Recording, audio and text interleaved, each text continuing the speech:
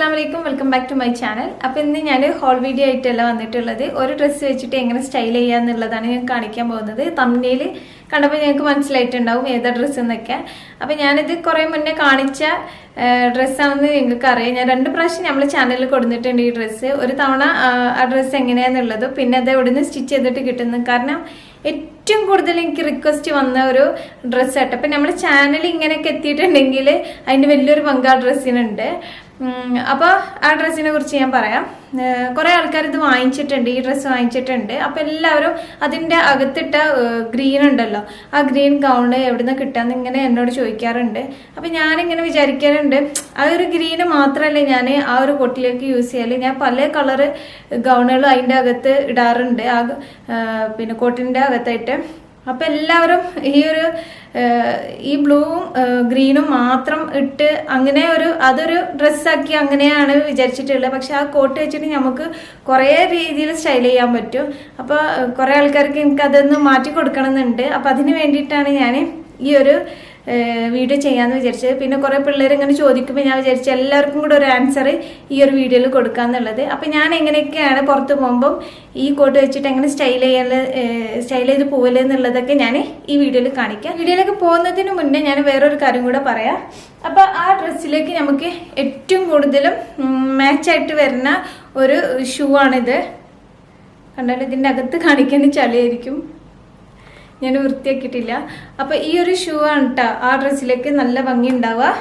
Heels use ചെയ്യാത്തവരുണ്ടെങ്കിൽ അങ്ങനെ flat ആയിട്ടുള്ള ചെരുപ്പ് യൂസ് ചെയ്യാം. അപ്പോൾ അതാ ഇങ്ങനെ ഈ ഫ്രണ്ട് ഇങ്ങനെ ആയിട്ടുള്ള ചെരുപ്പായിരിക്കും കൂടുതൽ ഭംഗി ഉണ്ടാവുക കേട്ടോ ഇങ്ങനെയുള്ള ഡ്രസ്സുകൾക്കൊക്കെ. അപ്പോൾ അതാ ഈ ഒരു ഷൂ വെച്ചിട്ടാണ് ഞാൻ ഇപ്പം സ്റ്റൈൽ ചെയ്തിട്ടുള്ളത്. വേറെ ഒരു ഷൂ ഇട്ടിട്ടുണ്ട്. അപ്പം നിങ്ങൾ ഇനി കമൻസിൽ പറയണ്ട ഈ ഒരു 2 ഷൂ തന്നെ ഉള്ളൂ എന്നൊക്കെ ഇടയ്ക്ക് ഞാൻ കേൾക്കാറുണ്ട്. ഞാനൊരു യെല്ലോ ഷൂ യൂസ് ചെയ്യുമ്പോൾ എപ്പോഴും പറയാറുണ്ട് ഈ ഒരു യെല്ലോ ഒന്ന് മാറ്റി പിടിക്കുമെന്ന്.